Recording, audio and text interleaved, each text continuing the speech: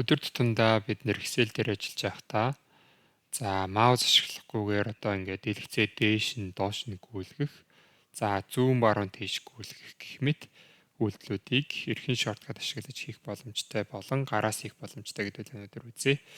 Эхлээд дээшээ доошоо хэдүүлээ яг дэлгэцээ ингээд гүйлгэх арга нь юу вэ гэхээр гараас хэдүүлээ page down гэдгийг товчийг дарангууд бүгд доошоо гүйж байгаа.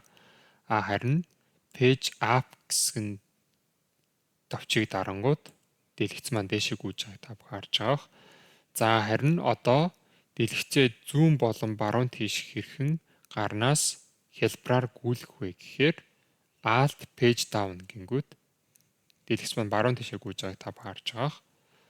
Харин alt page up гингүүд дэлгэц маань зүүн тийшээ гүйж байгааг та бүхэн харж байгаа. Гэх мэтчлэн хэдүүлээ дэлгэцээ илүү хялбараар дээш доошоо гүйлгэж болон баруун зүүн тийш гүйлгэх нь одоо яг маусаар гүйлгэснээс илүү хялбар байдаг.